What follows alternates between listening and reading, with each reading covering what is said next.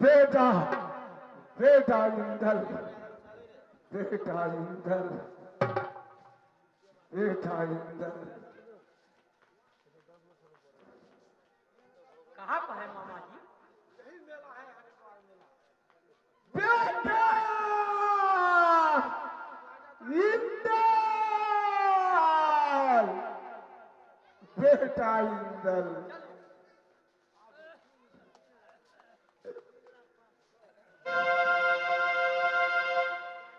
बेटा इंदल बेटा इंदल बेटा इंदल बेटा इंदल बबुआ रे सुंदर इंदल बेटा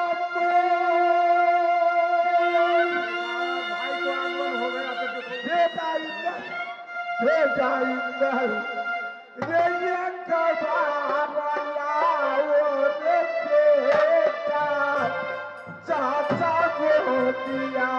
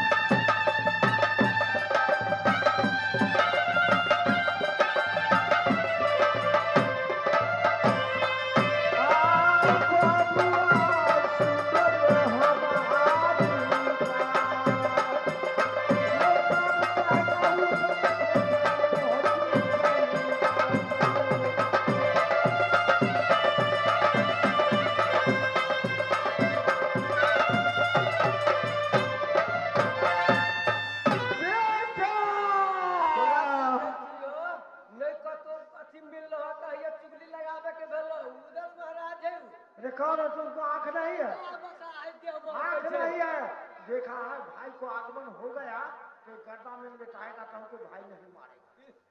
तो देखो ठीक है आंख में डाली जाना।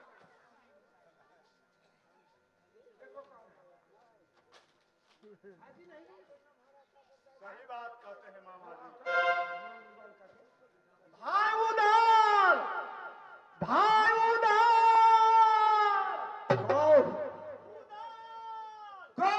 बेटा इंदल बेटा इंदल बेटा इंदल बेटा इंदल बेटा इंदल भाई को नहीं पहचानता है बेटा का। सही बात मामा जी। कौन भैया जी? प्रणाम भैया जी। खुश रहो, जुग जुग जियो उम्र तोरे लाख बरस। जैसे नीर बहे गंगा का वैसे उम्र बढ़े तुम्हारा। भैया जी समय बेटा इंदल है कहाँ? सबको इस मेला में देखता हूँ परंतु बेटा इंदल के मैं देख हो कुशला सुनाइए भाई या बेटा इंदला को वो कुशला सुनाएंगे भैया तू नहीं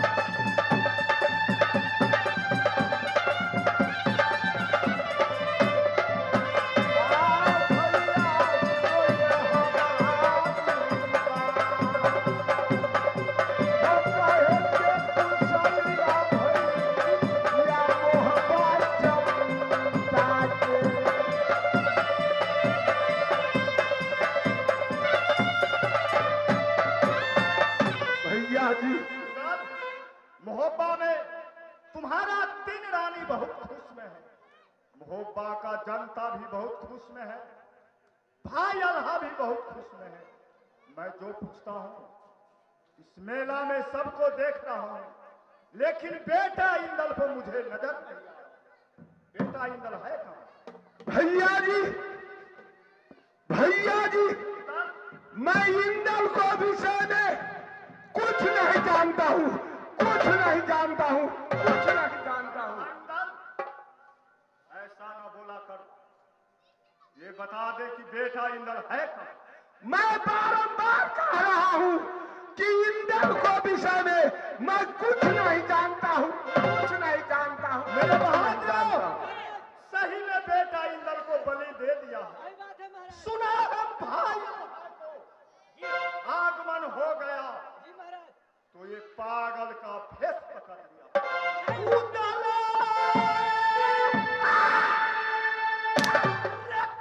अरे जुर्म का परिपाक! ये चूड़ा न छोड़ू रे उदल फरियाद।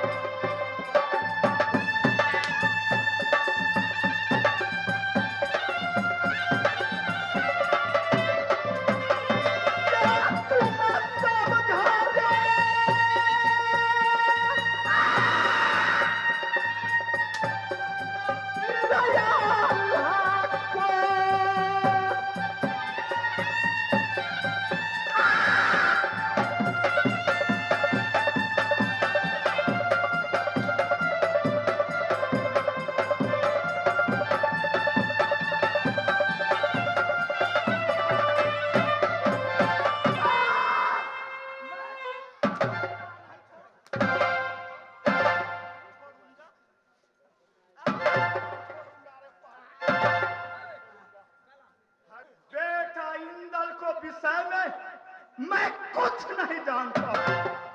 इस समय मेरे बहादुर हाथी पला दो इस दुश्मन के, मोहब्बा नगरिया ले चलो रे इंदल को। हाथी पला न कर मोहब्बा ले चलो।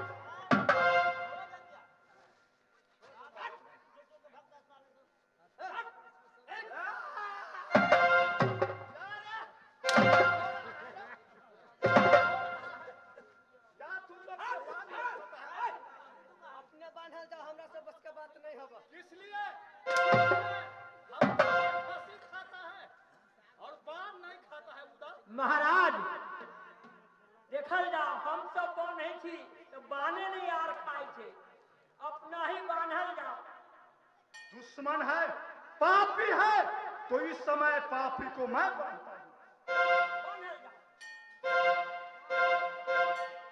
भैया जी, भैया जी, लंका कांड की बात है।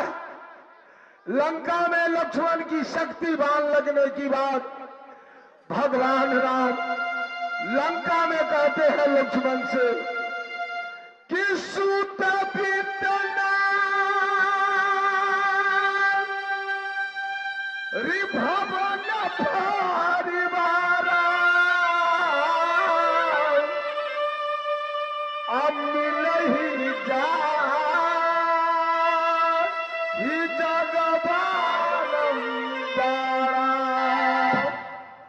सूत माने लड़का, बीत माने धन मनुष्य का हो सकता है, महल एक नहीं दो बना सकते हैं, नारी एक नहीं दो कर सकते हैं।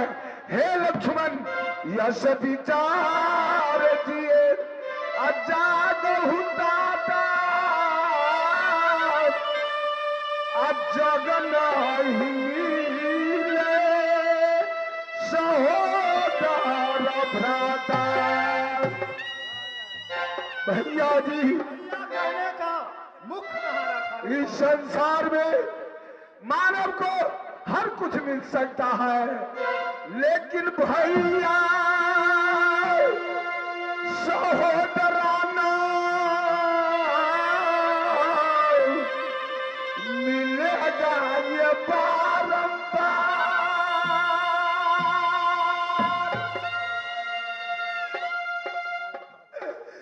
उदल सारा भाई भैया फिर न मिलेगा।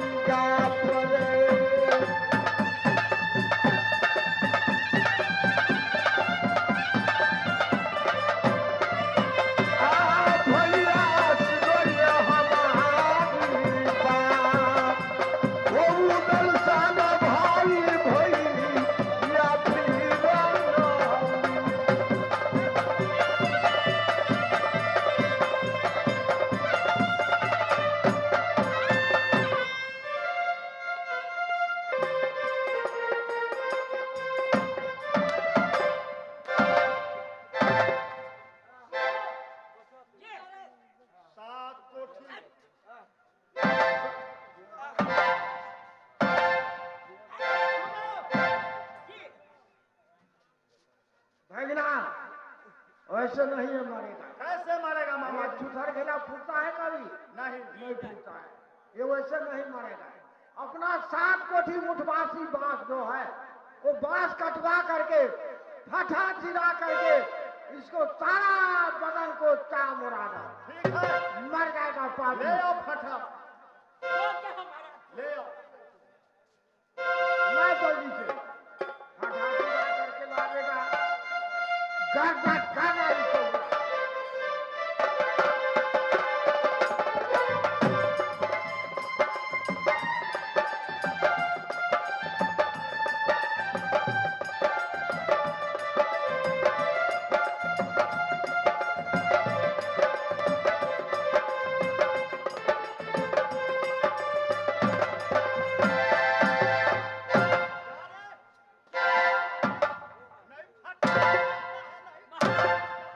महाराज देखिए अब विश्वासी नहीं है, पूरे खत्म हो गए खत्म हो जी, गया। अब नहीं है। अरे 8 रोज पे खांसी चाहिए। महाराज तो बासे नहीं है, पूरे खत्म हो गया। वो बास? 7 रोज खत्म वो हो गया दिन हट गया। जी, नहीं है जी, फिर भी नहीं मरा है। देखो नहीं मर रहा है, अपना हाथी जो पसारा जो है उसको नासा पिला दो और नासा पिला करके ऐसा हाथी ही को- कहना चाहिए। अरे अब तो बासे नहीं, हम कहाँ चलावेगा? हाथी से इसको काटा काटा हुआ दो। ले आओ महाराज लाओ जल्दी से हाथी को, हाथी होगा संसार में।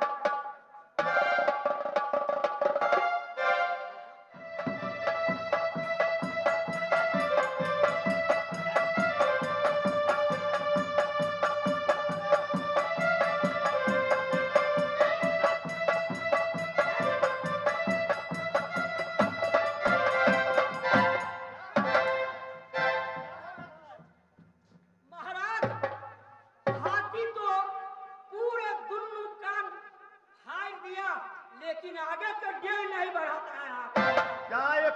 को बदन पर हाथी नहीं लात दे रहा जी है? नहीं दे रहा है। ले जाओ हाथी को, आज दिनों से दाना पानी बंद कर दो। जो क्या हो महाराज, ले जाओ। कान तो दोनों फाड़ दिया। ले जाओ हाथी को। तुमको मुंह में बीटा भी लगा देगा। मामा जी, ये पापी तो मर नहीं रहा। नहीं मरता है। देखो आल्हा, तुम्हारा ससुराल में नैना में कोई सहकारी दिया है? जी हाँ, इसको बरगद में पहले अरे बरगद में टांगो, इसको उल्टे बरगद में झुलाओ। अपन कागाबाजी जो है करहर को भीतर उसको बुला करके इसको सारा दे के मांस खा जाएगा। और जब जो बादी जो आंख दोनों फोड़ेगा तो कच माच के ऊपर मर जाएगा।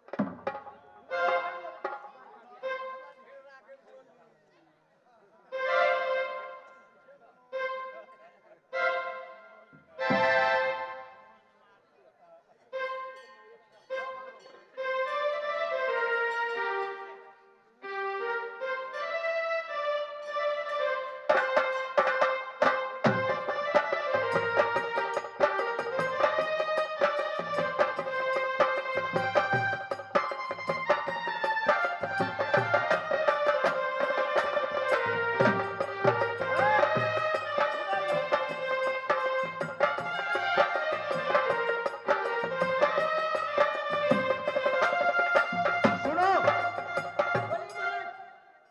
कागाबादिल जो है जी महाराज। उसको तरहर में से निकाल के ले आओ। ठीक है महाराज। तरहर में जो कागाबादिल गाड़ा हुआ है, ले आओ कागाबादिल।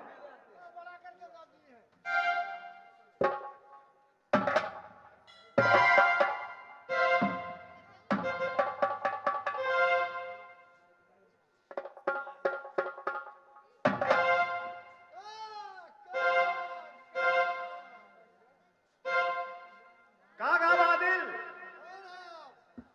मैं अल्हा सिंह बोल रहा हूं।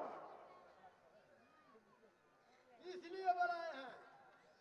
पापी उदल बरगद पर झूल रहा है, जाओ उनको सारा बदन के मांस खा लेना, और आते समय में उसको दोनों नेत्र को फोड़ देना।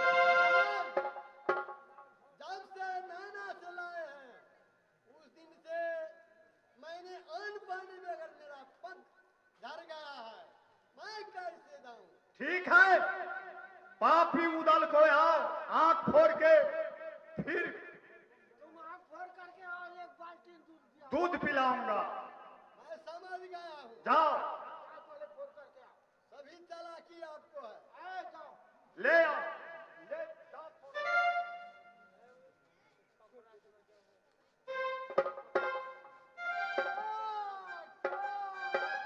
कौन हो भाई? किधर आना हुआ? अरे महाराज को आज्ञा है। जाओ, उधर को आँख फोड़ देना और सारी बात को मार के खा जाना। क्या भैया आल्हा का हुक्म है? उदल के पूरा बदन के मांस खा जाओ, दोनों आंख भी फोड़ देना।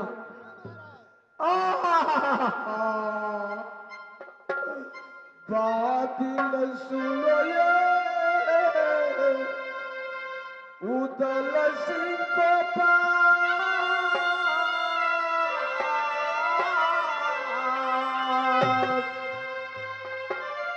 ये मांस ये चुन चुन निखाओ भैया बादी, नेत्र बकसते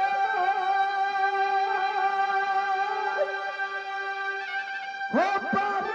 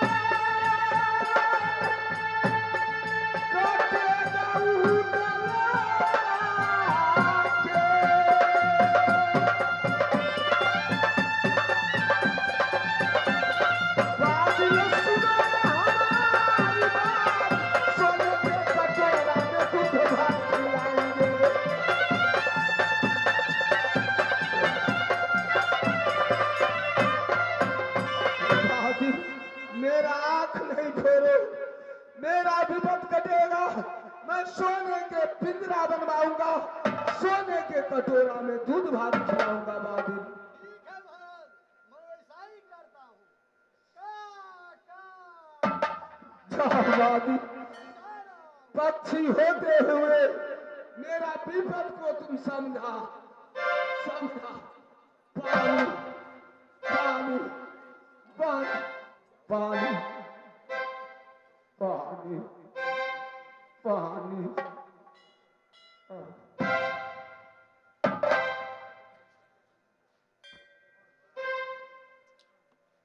ये नैहर हमारी ना करना ये नामे, ये नैहर हमारी ना करना ये नामे। मैं बेटी का हालाती समदेव सिंह को याद, मैं पहनी का हालाती ये सुबाय चंद्र को।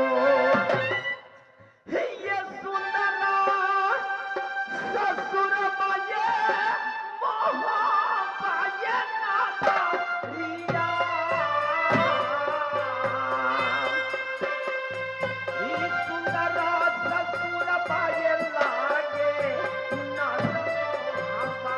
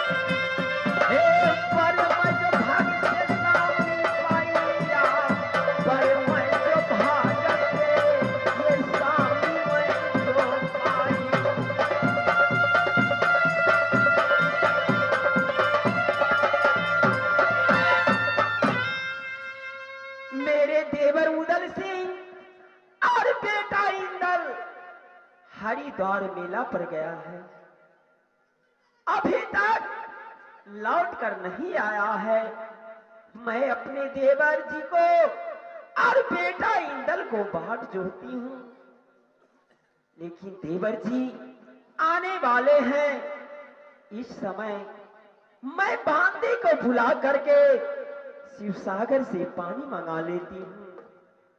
इसके बाद में अपने हाथ से ये सुंदरा ये खाना मैं ये लूंगी ये बना। इस सुंदरा मैं खाना बना कर अपने खालो।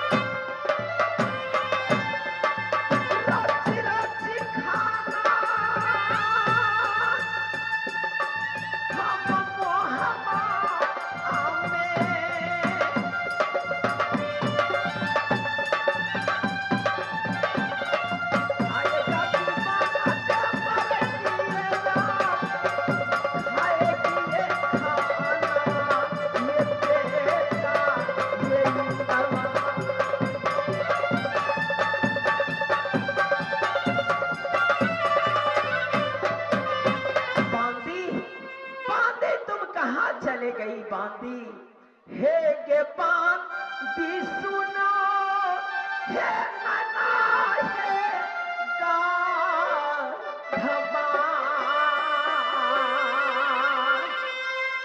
हे गपा दिसुना हे मना हे गाधवा हे याओ सोहगिया मेरी माँ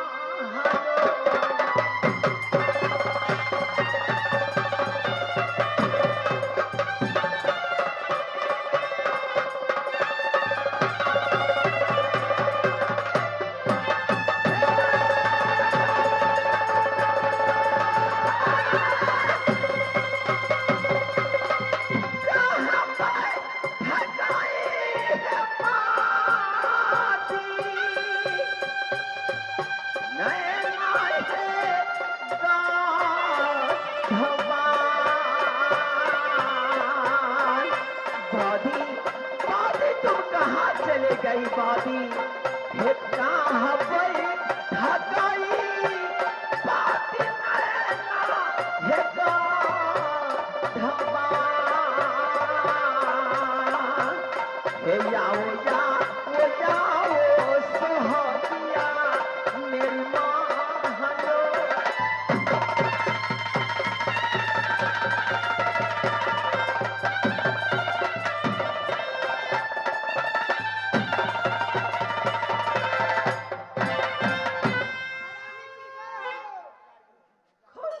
बांधी चुप चुप चिड़े बांधी तो की उम्र लाख बरस जैसे नीर बहे गंगा की ऐसी उम्र बढ़े तोहार हे क्या तेरी घाटी है हे अनधान सोना हे क्या तेरी घाटी है महारानी अनधान बांधिया तेरी घाटी है दबे के ढोली पान महारानी जी हे कहेगी उस साली आए राम